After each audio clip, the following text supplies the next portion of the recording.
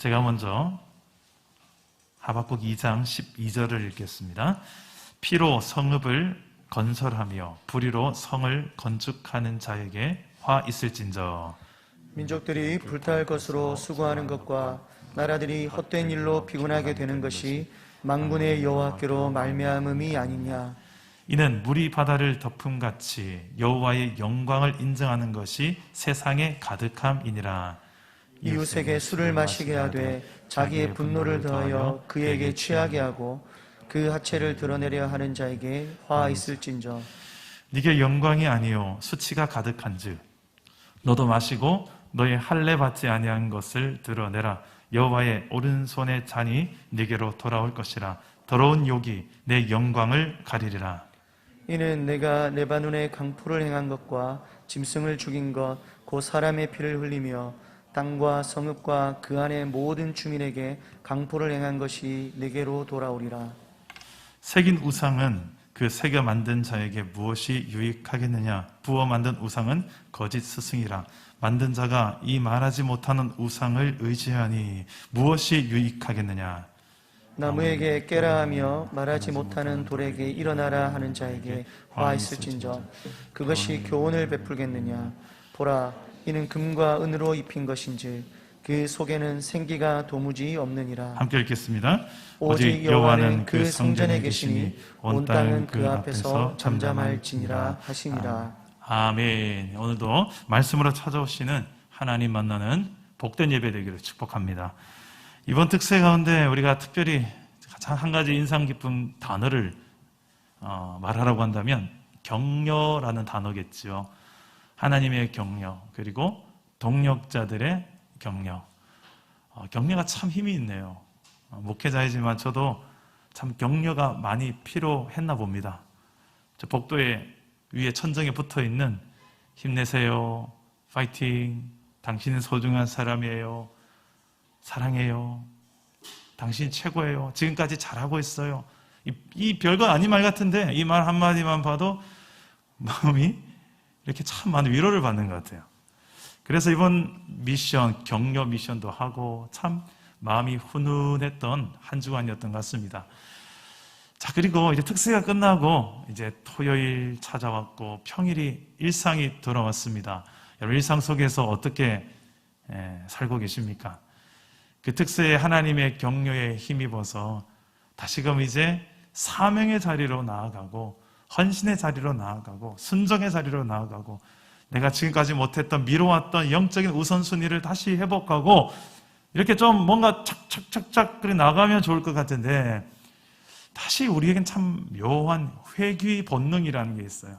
다시 예전으로 돌아가려는 내 몸이 익숙한 예전 방식으로 그렇게 사단은 환경 속에서 우리를 다시 끌어당깁니다. 아이고 은혜 받았구나. 그래 알았다. 근데 어쩌지? 넌 그래도 어쩔 수 없어. 난 네가 어디가 약한지 너무 잘 아니까. 자 이제 가벼운 공격부터 하나 받아봐라. 자 이겨내 한번 보자. 하나씩 하나씩 우리를 다시 무너뜨리는 그 공격이 시작되죠. 이번 금요 성령 집회 때 지난 오셨던 우리 달빛 마을 참 젊은 신혼부부인데 너무 그 마음이 하나님을 향한 마음이 너무 이쁘지 않나요? 혹시 못 보신 분들은 다시 한번 꼭 보셨으면 좋겠어요. 너무 우리 공동체를 하나님께서 위로하고 격려하고 또 치유하시는 그 손을 많이 경험했던 금요 성령 집회였던 것 같습니다. 가장 인상 깊었던 한 멘트가 있었는데 이런 거였어요. 예수님께서 십자가에서 우리의 모든 문제, 죄와 사망의 문제, 우리의 상처와 결투의 문제, 모든 문제를 이미 다 해결하셨습니다. 다 이루셨습니다. 안 믿어지는 사람들은 본인이 안 믿어서 그렇지 실제는 다 이루어 놓으셨습니다. 그 선포를 하고 그걸 정말 믿는다면 내 일상 속에서 어떤 문제 앞에서도 나는 불평하고 원망하고 좌절하고 포기하는 것이 아니라 나는 감사하고 찬송하고 도전하고 순종하고 나아가는 것이 이게 하나님을 멸시하지 않고 하나님을 자랑하는 행위다 라고 저는 믿습니다라고 정말 동의했었어요. 그렇죠? 하나님이 내 편이시다. 아유, 고마워요. 근데 니는 하나님 편에서 한 번이라도 살아봤니? 하나님 편에 산다는 게 도대체 뭐니? 라는 질문 앞에서 우리의 사소한 일상 속에서 그런 여러 가지 나를 힘겹게 하고 내 입에서 불평과 원망과 저주가 나오게 하는 그 상황 속에서도 나를 구원하신 주 예수 그리스도, 그분의 온전히 다 이루신 십자가의 그 놀라운 은혜 앞에서 내가 감사하고 또 찬송할 수 있다는 거, 이게 그 예수 그리스도의 복음을 실제로 믿고 인정해내는 것이 아니겠냐는 거예요. 그래서 이런 다짐을 또 한번 금요 성령 집회 때 쐐기를 박았어요. 그래서 세상 속에 이제는 좀 제 마음속에도 좀 그런 뭔가 자신감이 생기더라고요. 그래 일상 속에 들어갔는데 제 마음을 또 불편하게 하는 일들이 또 확 생기는 거예요. 그 토요일 하루 만에. 여러분들은 괜찮았어요? 여러분 토요일 날에 아무 일 없었어요? 저는 토요일이 참 많은 일들이 있었습니다. 그래서 제 마음에 여러 이런 공격들 속에서 내 마음 속에서 싸움이 일어나는데 이쪽을 선택하기 위해서 몸부림치는 하루였어요. 그래요. 주님, 나 이렇게까지 소중하게 계시고 나를 사랑하시고 나를 격려하시면서 여기까지 또 오셨는데 나는 또 이 연약한 내 모습을 보니까 참 막 마음에 낙심도 되고 힘들더라고요.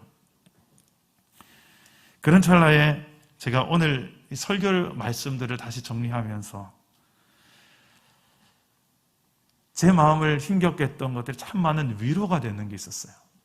제 마음을 가장 힘겹게 했던 것은 한마디로 이거였어요.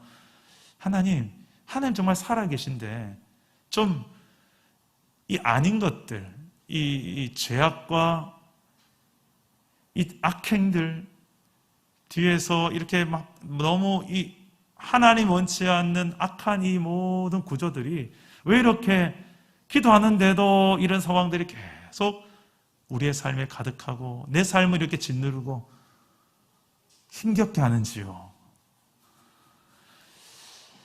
그런 문제를 저만 고민한 게 아니더라고요. 성경에 보니까 오늘 하박국 선지자가 이런 자신의 인생 살아가는 환경 속에서 하나님은 살아계신데 왜 이런 악인들과 악이 계속 유지되고 오히려 득세하고 오히려 대세를 이루면서 살아가도록 허용하십니까? 이런 질문들을 오늘 하박국 1장에서 하고 있습니다. 이 하박국이라는 선지자의 이름의 뜻은 포옹하다, 안아주다라는 의미가 있어요. 그만큼 하나님과 늘 가깝게 포옹하듯이 살아갔던 선지자였겠죠. 그리고 하나님과 친밀한 관계 속에서 질문을 던집니다. 하박국 자기가 처한 상황과 처지 속에서 하나님 앞에 솔직하게 두 가지 질문을 하는데요. 어떤 질문하는지, 그가 어떤 힘겨운 마음들이 있었는지를 이 두 가지 질문에 담겨져 있습니다. 첫 번째 질문은 하박국 1장 2절에서 4절 말씀인데 우리 자막을 보면서 한번 읽어보겠습니다. 1장 2절에서 4절 우리 함께 읽어봅시다. 시작. 여호와여, 내가 부르짖어도 주께서 듣지 아니하시니 어느 때까지리까? 내가 강포로 말미암아 외쳐도 주께서 구원하지 아니하시나이다. 어찌하여 내게 죄악을 보게 하시며 패역을 눈으로 보게 하시나이까? 겁탈과 강포가 내 앞에 있고 변론과 분쟁이 일어났나이다. 이러므로 율법이 해이하고 정의가 전혀 시행되지 못하오니 이는 악인이 의인을 애워쌌으므로 정의가 굳게 행하여짐이니이다. 자, 하박국 선지자가 살았던 시대는 북이스라엘이 BC 722년에 멸망하고요. 그 다음에 남유다가 이제 BC 586년쯤에 멸망을 하는데 그 사이에 활동했던 선지자예요.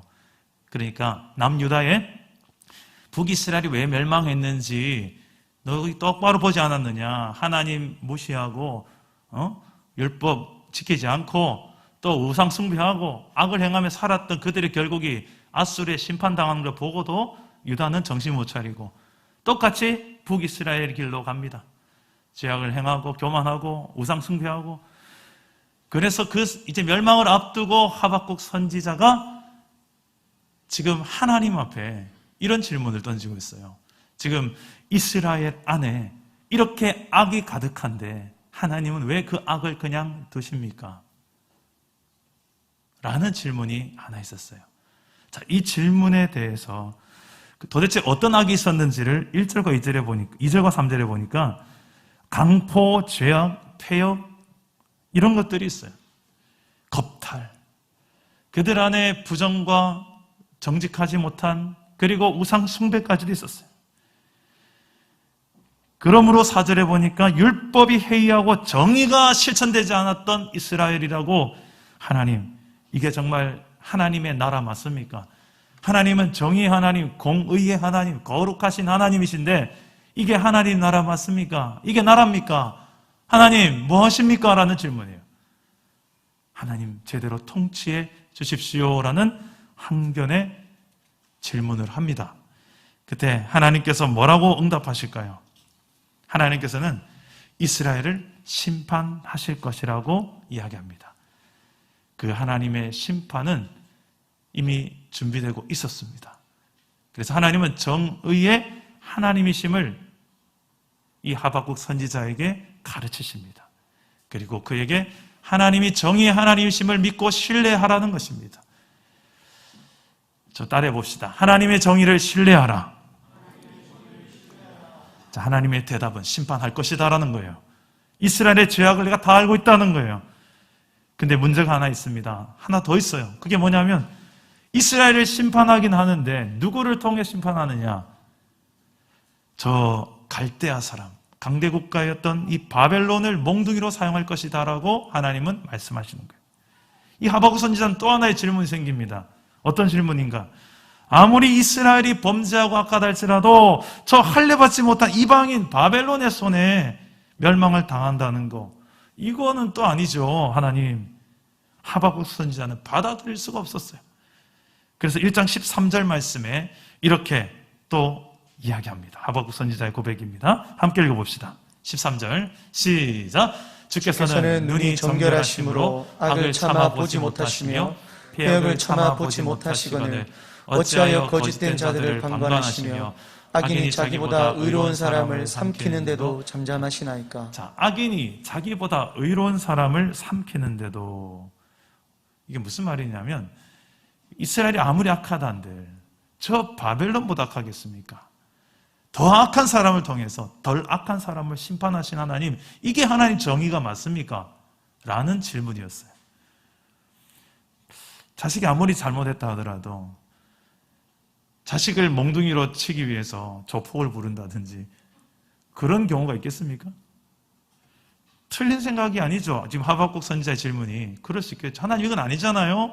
좀 그래도 우리보다 나은 사람이 몽둥이 들고 와서 야 정신 차려 때리면 그렇죠. 받아들일 수 있겠죠. 그런데 저건 아니죠. 하박국 선지자의 질문이었습니다.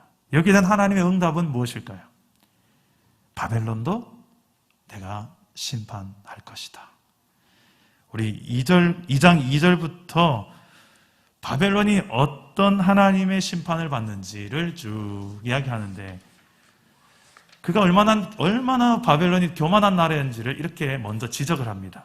1장 11절 말씀에 보면 그들은 자기들의 힘을 자신들의 신으로 삼는 자들이라 이에 바람같이 급히 몰아 지나치게 행하여 범죄하리라.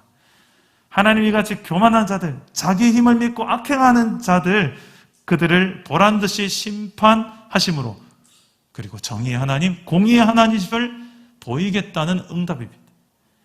그러면서 5가지 화 있을진저 이렇게 고백하며 바벨론에 대한 심판을 5번이나 강조하며 확실하게 예언해 주십니다. 이 화 있을진저라는 이 표현은 구약의 선지자들이 자주 했던 표현인데, 참 안 됐습니다, 참 불행하게 되었습니다, 이런 표현이에요. 그러니까 참 안 됐습니다 바벨론, 참 불행하게 됐다 바벨론, 이런 표현으로 5번이나 그들의 죄를 지적하고 그들을 심판할 것을 약속합니다. 첫 번째는 경제적인 억압으로 악행을 저질렀던 바벨론의 죄를 지적하고요. 두 번째는 부당한 이익을 취한 죄, 부당하게 이익을 취한 죄를 지적합니다. 세 번째는 바벨론의 야만적 행동의 죄, 야만적 행동의 죄를 지적합니다. 네 번째는 주변 나라에 대한 비인간적인 행동의 죄, 다섯 번째는 우상 숭배의 죄. 이 모든 것의 이유는 무엇인가? 방금 이야기했던 11절에 나왔던 자기의 힘을 자신들의 신으로 여길 정도로 그만큼 믿는 구석이 있었던 거예요. 자기의 힘을 믿었던 거예요. 그러니 이 모든 악행들이 버젓이 바벨론 땅에 행해졌던 것입니다. 그들에 대해서 이렇게 화 있을진저 5번이나 강조하며 심판할 것이다라는 약속을 하나님은 이 하박국 선지자에게 주었습니다. 자, 하박국 선지자는 궁금했던 두 가지 질문이 있었어요. 하나님 악에 대해서 왜 침묵하십니까? 이스라엘이 이렇게 악이 가득한데 뭐 하십니까? 나 바벨론 준비하고 있다. 나 심판한다. 아무리 그래도 그렇지 하나님, 이들을 통해서 우리 심판한 그건 아니지요. 아니다. 그들도 내게 심판당할 것이다. 나는 정의 하나님이다. 공의 하나님이다. 이 불의와 악이 이 땅 가운데 행해지는 모든 것을 나는 알고 있고, 그리고 반드시 죄악은 심판하는 나는 정의 하나님, 공의 하나님이다 라고 하박국 선지자 마음속에 확인을 시켜주는 거예요. 우리 일상 속에 가정과 또 여러분 일터, 학교, 사회 속에서 여러분 그런 억울함을 당해본 경험이 있으세요? 힘이 없어서, 돈이 없어서, 빽이 없어서. 그럴 때 저건 아닌데 그냥 힘의 논리에 의해서, 소유의 논리에 의해서 내가 피해를 보고 억울함을 당할 때, 그리고 그게 지속될 때, 현재 지금까지도 계속 유지될 때, 그게 내 가정의 이야기고 내 일터의 이야기고 내 지금까지 인생의 그런 억울함으로 상처로 너무 짓눌려 있는 내 모습이어서 하나님 왜 이런 걸 그냥 침묵하십니까? 라고 질문하고 싶을 때 하박국 선지자처럼 질문하십시오. 질문하셔야 돼요. 하나님은 반드시 그 죄에 대해서 결과를 말씀해 주십니다. 그리고 그 공의 하나님이 어떻게 일하시는지를 내게 말씀해 주십니다. 저는 개인적으로 참 지금까지 사역하면서 이 공의 하나님을 눈으로 목격한 적이 너무너무 많습니다. 하나님은 정말 살아계시더라고요. 악인의 악을 오랫동안 참고 인내하며 회개하기를 기다려주십니다. 그러나 그가 결국 회개하지 않고 돌이키지 않을 때 하나님의 진노는 무서웠습니다. 그 진노에 대한 이야기를 한다면 너무 여러분들이 충격을 받을 것 같아서 차마 이야기를 다 못하겠습니다만, 참 많은 하나님은 반드시 그 악에 대한 결과를 하나님의 심판으로 저에게 눈으로 확인시켜 주셨어요. 문제는 무엇인가? 지금 여전히 나도 내가 또 당하고 있는, 그리고 그 악에 관한 문제들에 대해서 별 대수롭지 않게 여기고 하나님이 그냥 눈 감고 계신 거야. 이 정도는 그냥 넘어가 주실 거야. 그 죄에 대한 우리의 태도가 안일해지는 거기에 있습니다.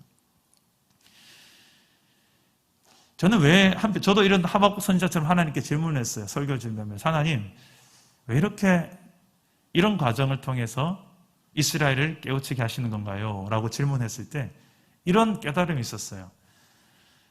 죄에 대해서 내가 얼마나 내 안에 있는 죄는 되게 로맨스로 생각을 해요. 많이 허용적이에요. 많이 긍정적이에요. 좀 너그럽게 봐줘요. 근데 타인들의 죄에 대해서는 아주 신랄하게 비판을 많이 합니다. 불편해합니다.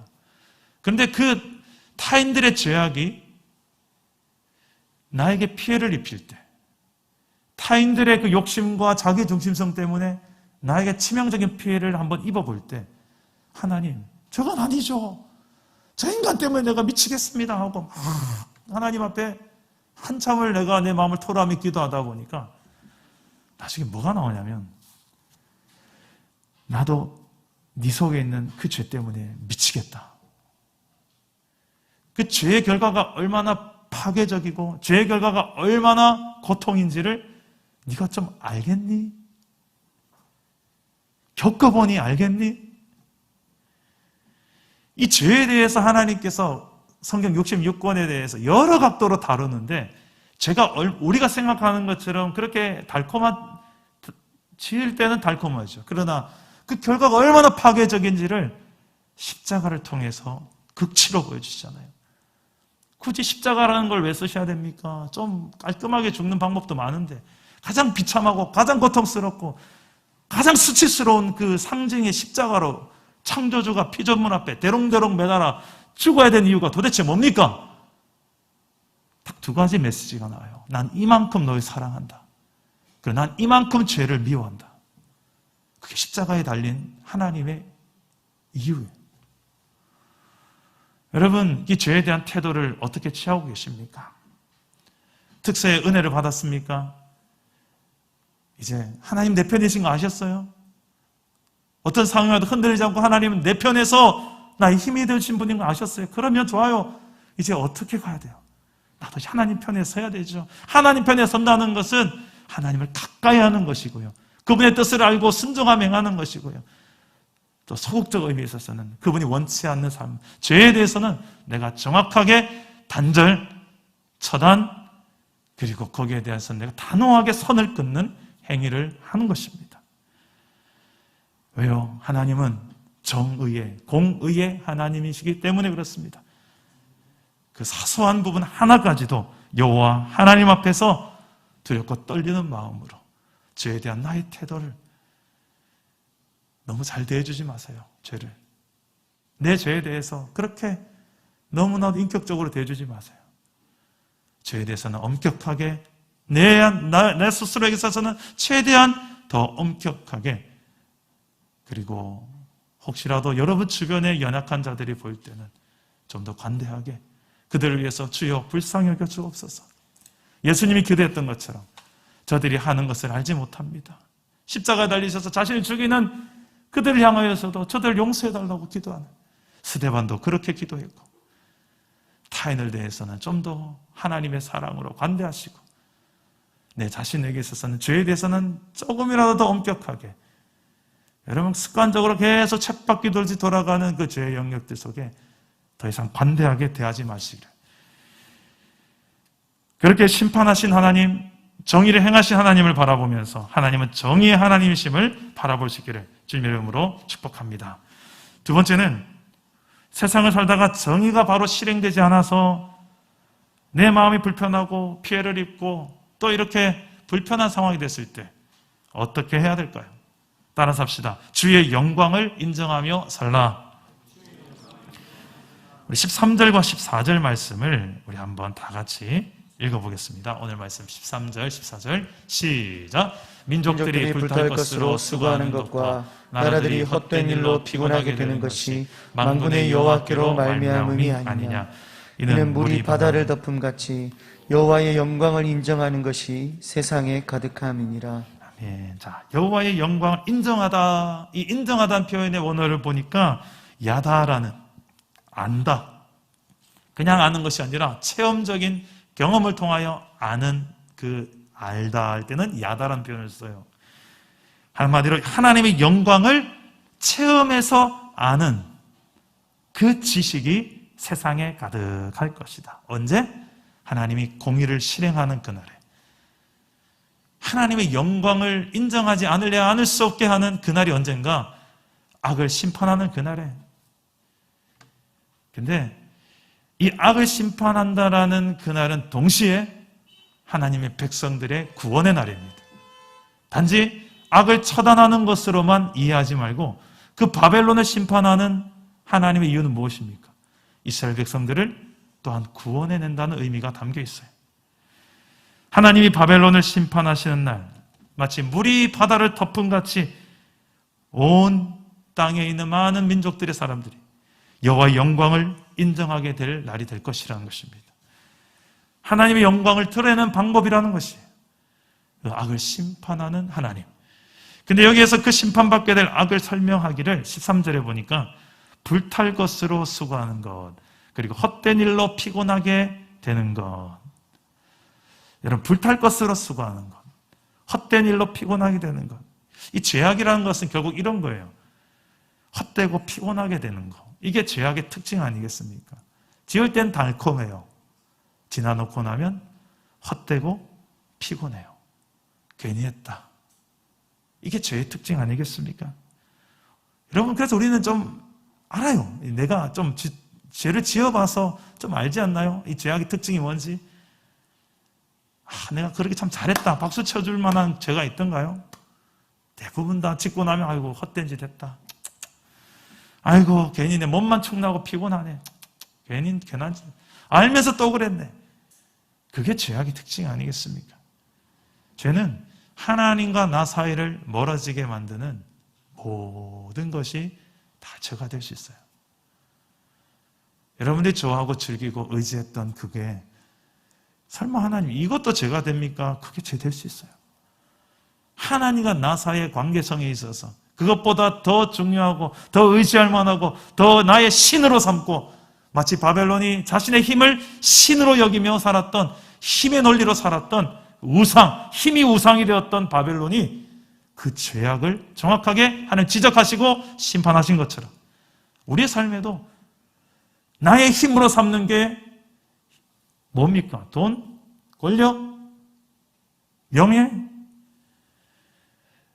여러분들이 내가 참 중요하게 여기는 게 무엇입니까? 좀 세상을 행복하고 재미있게 사는 거? 쾌락? 하나님 아닌 다른 것들이 더 즐거운 거? 이 모든 것들 가만히 살펴보세요. 하나님과 나 사이에 있어서 자꾸 관계를 더 멀어지게 만드는 그거 있다면 그거 해결하셔야 돼요. 그걸 성경은 이렇게 이야기합니다. 불탈 것으로 수고하고 있구나. 헛된 일로 피곤해지고 있구나. 왜 그거 알면서 또 그 길로 가니? 라고 이야기하고 있는 거예요. 내 삶에 이런 죄악이 있다면 여러분, 왜 저는 이런 생각을 해요. 설교하면 좀 죄 이야기 안 하고 여러분 하나님 사랑하신답니다. 할렐루야. 그러면 참 좋은데 성경에 늘 하나님이 이렇게 죄에 대한 이야기를 하세요. 왜 죄를 이야기하실까요? 그것 때문에 우리가 행복하지 못하기 때문에 그것 때문에 내 삶의 많은 구조가 우리의 가정의 구조가 하나님 기뻐하시는 하나님의 나라를 이루며 살지 못하기 때문에 그래서 또 지적하시고 또 지적하는 거예요. 사랑하니까 그거 해결해라. 그거 해결해라.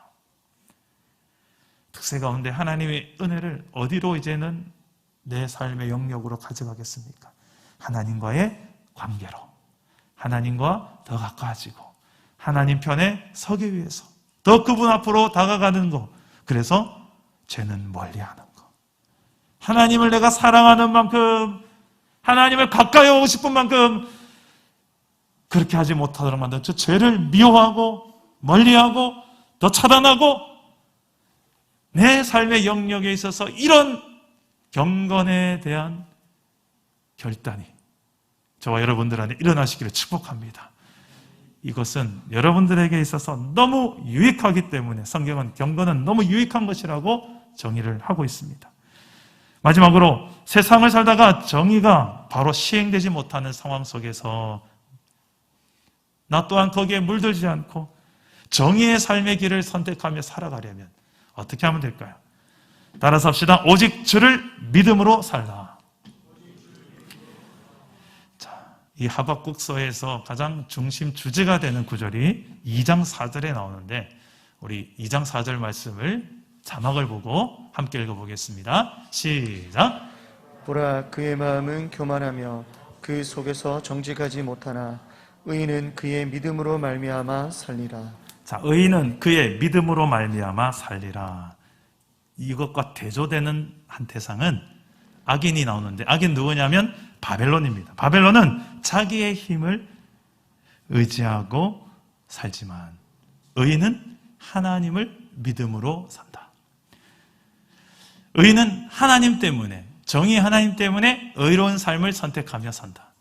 그러나 악인은 자기의 힘을 믿기 때문에 마음껏 죄악을 저질러도 내가 믿는 구석 힘이 있으니까 내 힘의 논리 앞에 까불지 마라고 이거는 그들은 힘을 자랑하며 앞세우며 살아갑니다. 지금 우리가 사는 세상이 여러분들이 오늘 주일 예배 끝나고 나가서 경험한 세상이 딱 힘의 논리가 지배한 세상 아닙니까? 딱 소유의 논리가 지배한 세상 아닙니까? 그 구조 속에서 부정과 비리와 이게 아닌데 알면서도 어쩔 수 없이 나는 힘이 없으니까 그냥 침묵하고 살아야 되면서도 하나님 앞에 하나님 이게 뭡니까?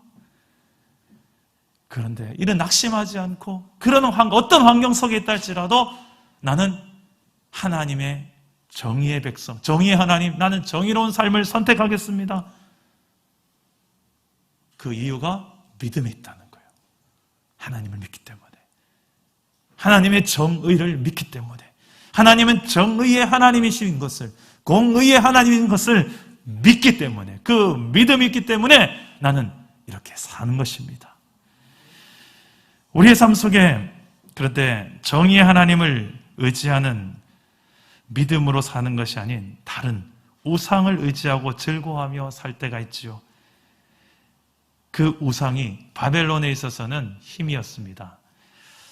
우리 18절에서 20절에 그 바벨론이 가졌던 우상이 어떤 우상인지를 좀 더 이렇게, 그리고 그 우상의 결국이 어떻게 됐는지 설명을 하고 있습니다. 우리 18절에서 20절 말씀 한 번만 더 읽어보겠습니다. 시작.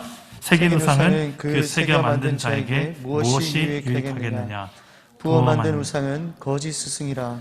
만든 자가 이 말하지 못하는 우상을 의지하지 무엇이 유익하겠느냐. 나무에게 깨라 하며 말하지 못하는 돌에게 일어나라 하는 자에게 화 있을진저 그것이 교훈을 베풀겠느냐. 보라, 이는 금과 은으로 입힌 것인지 그 속에는 생기가 도무지 없느니라. 오직 여호와는 그 성전에 계시니 온 땅은 그 앞에서 잠잠할지니라 하시니라. 자, 바벨론이 믿었던 것은 힘이었지만 또 동시에 그들이 만든 우상도 있었어요.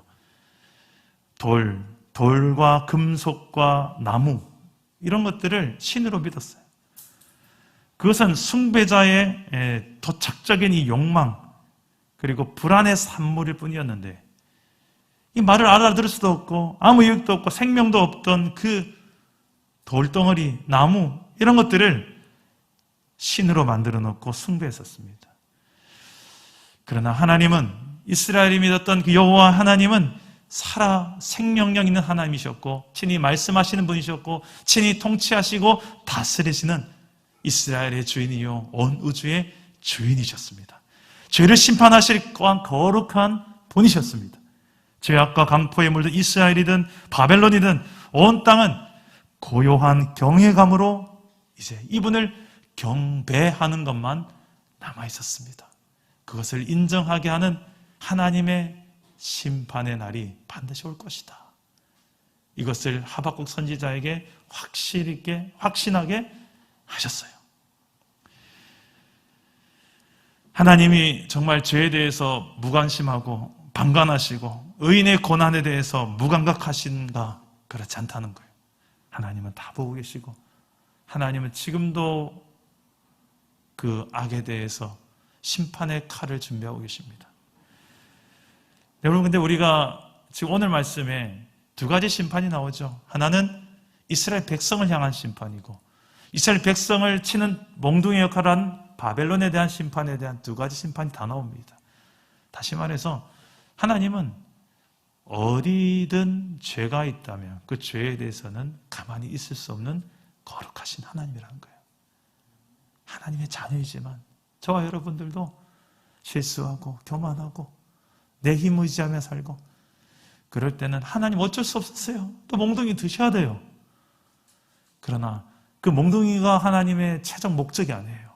정신 차리고 다시 회복되고 회개에서 회복되고 돌아와서 내 백성다운 삶을 살아내게 하는 거, 이게 하나님의 궁극적인 목적이에요. 다시 말해서 사랑하니까, 사랑하기 때문에 또 한 번 이야기하고 또 한 번 이야기하시는 거예요. 코로나 시대 이제 참 끝이 안 보이는 계속 시대 속에 살고 있는데 오늘도 이렇게 여러분 예배의 시간을 지켜내는 것만 해도 얼마나 힘듭니까? 이 시대, 온라인 시대, 온라인 예배로. 하지만 오늘 하박국 선지자가 하나님이 어디에 계신다고 이야기합니까? 방금 마지막 절에 오직 여호와는 그의 성전에 계신다. 그 온 땅은 그 앞에서 잠잠할지니라. 하나님을 예배하는 곳, 하나님을 예배하는 자에게 하나님은 이런 하나님 되심을 나타내실 겁니다. 그래서 아무리 예배하기 힘든 상황이 된다 할지라도 우리는 하나님을 예배하는 것을 선택하기를 주님 이름으로 축복합니다. 그곳에 하나님이 계시기에 예배하는 자에게 말씀을 맺겠습니다. 세상을 살다가 정의가 바로 시행되지 못하는 그런 상황들이 있습니까? 그래서 내 가슴 치며 힘들어하는 그런 성도님들 계십니까? 그 가운데 나는 과연 정의의 삶을 살아야 됩니까? 실천해야 됩니까? 그럴 때 하나님은 이렇게 우리에게 대안을 이야기합니다. 나는 정의의 하나님이다. 하나님의 정의를 신뢰하라.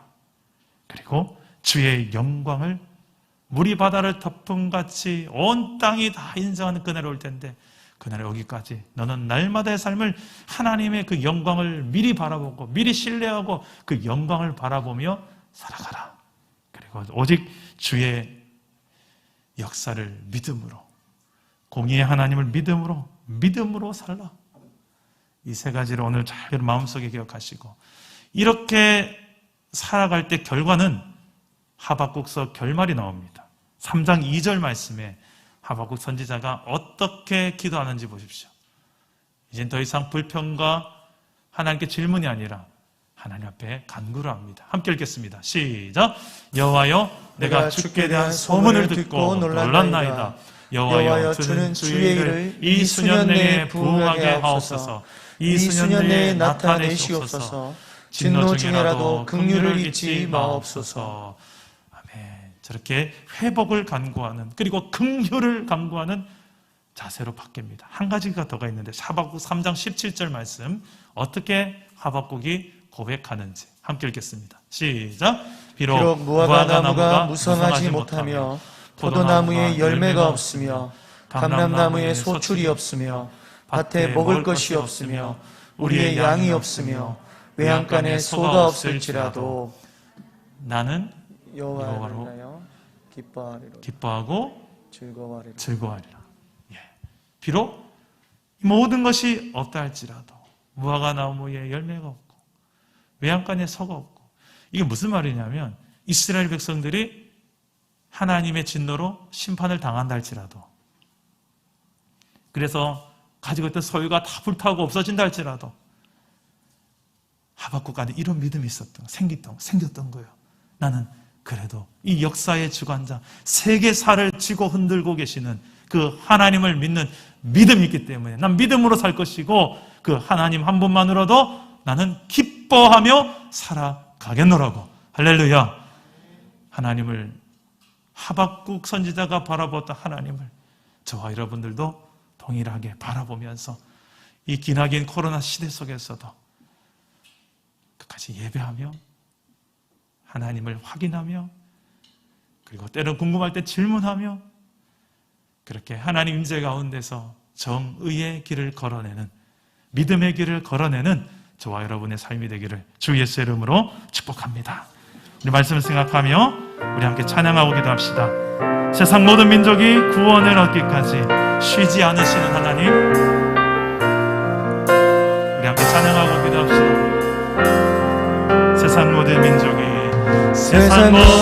민족이 구원을 얻기까지 쉬지 않으시는 하나님, 주의 심장 가지고 우리 이제 일어나 주 따르게 하소서. 세상 모든 유체가 주의 영광 보도록 우리를 부르십니다. 우리를 부르시는 하나님, 주의 손과 발 되어 세상을 치유하며 주 섬기게 하소서. 물이 바다 덮음같이, 물이 바다 덮음같이 여호와의 영광을 인정하는 것이 온 세상 가득하리라.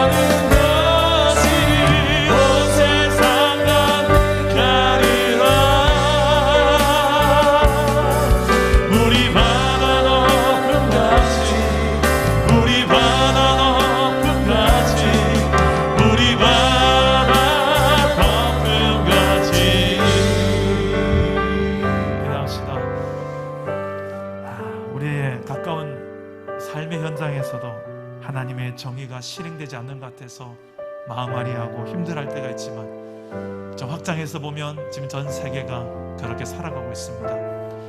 아프간의 이 탈레반 정권 때문에, 그리고 미얀마의 저 군부 정권 때문에, 북한과 또 중국의 공산 정권 때문에, 그 정사와 권세와 어둠의 세상 주관자들, 정치적 구조와 경제적 구조로, 여러 가지 사회와 문화적 구조로, 힘의 논리, 소유의 논리로 어떻게 해서든 이 정의의 길이 아닌 하나님 원치 않는 그 악의 길이 시행되고 있는 이 현실 속에 예수 믿는 사람으로 우리가 이 시대를 산다는 것, 그것은 하박국 선지자의 고백처럼 살아가는 겁니다. 질문하세요. 하나님께 궁금하면 질문하세요. 말씀으로, 성경으로 응답하실 것입니다. 왜 그런지, 그리고 그 응답을 확인했다면 기도하세요. 주여 부흥을 달라고, 회복을 달라고, 이 수년 내에, 그리고 긍휼히 여겨달라고, 불쌍히 여겨달라고, 이 교회를, 나를, 그리고 비록 무화과 나무에 열매가 없어도, 외양간에 송아지가 없어도 나는 여호와로 인하여 매일 성전에서 예배하는 그 예배 처소에서 하나님을 확인하며 그분만으로 기뻐할 수 있는 이 신앙의 고백이 이 코로나 시대 우리에게 요구되는 고백 아니겠습니까? 주여 내가 그렇게 살게 하옵소서. 이 시대의 하박국 선지자가 되게 하옵소서. 우리 한번 저를 따라 기도하겠습니다. 주여 은혜를 주옵소서. 주여 은혜를 주옵소서. 주여 믿음을 주옵소서. 주여 믿음을 주옵소서. 주여 회복을 주옵소서. 주여 회복을 주옵소서. 기도합니다. 아버지 하나님, 이 땅이 하나님의 복의 주일한 나라와 이 땅의 현실들을 바라보며 내 삶의 환경을 바라보며 이 재앙으로 인하여 고통하고 이 파괴적인 이 시대의 상황 속에서 내 삶의 영역에 있어서 내 삶을 파괴하고 우리의 가정을 파괴하고 우리의 부부관계를 파괴하고 부모와 자녀관계를 파괴하며 우리의 일터에서 수많은 하나님 힘의 논리로 묻어지고 있는 우리의 가슴들이 있습니다. 주님 위로하여 주시고, 하나님은 정의 하나님이시고 반드시 하나님의 때에 심판하실 것을 약속하셨사오니 아버지 하나님, 하나님의 그 약속을 신뢰하며 인내하게 하시고 하나님의 때를 기다리게 하시고 또 하나님 동시에 나아가서 이 복음을 증거할 수 있는 주의 백성들이 되게 하옵소서. 성령이여 역사하여 주옵소서. 성령이여 말씀하여 주옵소서. 우리 하나님 아버지, 우리가 한번 나아가서 전해드릴 복음이 십자가의 복음이 이것을 하나님을 말해야 될 것이 아니겠습니까? 아버지요, 주여, 하나님의 영광을 인정하게 된 역사가 일어나기를 소망합니다. 이 믿음의 역사를 우리가 행할수록 주여 우리를 도와주시옵소서. 나아가 하나님의 공의와 사랑의 이 십자가의 복음을 우리가 태어날 수 있도록 도와주시옵소서. 우리 연이어서 한 번만 더 기도합시다. 우리 공동체가 이제 복음을 전하는 일에 있어서 하나님의 공의와 사랑이 담긴 이 십자가의 복음이 내 주변에 전해지는 만큼 물이 바다 덮음같이 여호와의 영광을 인정해야 될 것입니다. 우린 이 사명이 있잖아요. 어제도 우리 교회 앞에서 노방전도를 함께 하는데 얼마나 많은 사람들을 만나게 하셨는지 몰라요. 나가니까 있더라고요. 안 나가니까 없지. 우리 집의 태신자들에게 네가 와라 내가 복음 전해줄게가 아니라 가서 제자 삼으라 했는데 내가 가지 않고 소극적으로 기다리고 있는 것이 아니라 하나님 태신자 작정만 하는 것이 아니라 기도하게 하시고 문자라도 하나 보내게 하시고 이 가을에 정말 하나님의 살아계심을 나를 통하여서 좀 전해질 수 있도록, 그래서 하나님의 공의와 사랑 앞에 저도 하나님을 받아들일 수밖에 없는, 물이 바다를 덮은 같이 여호와의 영광을 인정할 수밖에 없게 되는 그런 내가 가슴에 품은 태신자들 되게 달라고, 이 가을에 추수의 계절에 영원 추수를 할 수 있는 은혜를 달라고, 우리 공동체 힘겹고 이 코로나 시대지만 그래도 복음 증거의 사명 감당이 되는 공동체 되게 하여 주옵소서. 우리 나가서 한번 주님 한 번만 잡고 기도하겠습니다. 주님 찾습니다. 주여, 아버지 하나님, 영혼을 살려내라 하시는 아버지, 예수를 믿음으로 아버지의 죽을 구원받아야 될 저 영혼들이 아버지 하나님 정말 우리 가슴 속에 있습니다. 이 태신자들이 있습니다. 이 태신자들 한 영혼 한 영혼들 우리의 가슴에 안고 기도합니다. 이 영혼들을 이 가을에 우리가 아버지 어떻게 살려야 될지 주님, 행복한 우리 셀파티를 통하여서 사랑 담은 셀파티를 통하여 태신자들을 더 가슴에 품게 하시고 또 하나님 아버지 이 위에 앞에 있을 우리 남자들과 여자들을 통하여서도 영혼들을 주님 앞에로 찾아가게 하시고 아버지 어떻게 해서든 이 배신자들에게 다가갈 수 있는 지혜를 주시고 추수감사 축제 우리 앞에 있을 모든 이 가을에 있는 이 사역들 속에서 한 영혼에도 살려내고자 하는 주님의 심정을 가지고 주님의 심장을 가지고 나아가는 우리 공동체가 되도록 도와주십시오. 이 중산지구 땅에 예수 그리스도의 피 묻은 복음이 우리를 통하여 가감없이 증거되게 하시고 우리의 삶과 인격을 통하여 저들에게 보여지게 하시고 만져지게 하시고 체험되어지는 통로가 되게 하십시오. 우리가 그러기 위해서 이 땅에 심겨진 줄 믿습니다. 이 시대에 심겨진 줄 믿습니다. 하나님, 그런 하나님의 손과 발이 되어지게 하여 주시옵소서. 살아계신 하나님, 악으로 가득한 세상이지만 그 가운데서도 하나님은 여전히 공의를 행하고 계시고 정의의 하나님이심을 믿습니다. 하나님의 백성된 우리에게도 그 공의의 삶을 살아야 될 분명한 이유가 있는 줄 믿습니다. 오직 의인은 믿음으로 말미암아 살리라. 정의의 하나님을 믿고 공의의 하나님을 믿기에 우리가 그 길을 걷습니다.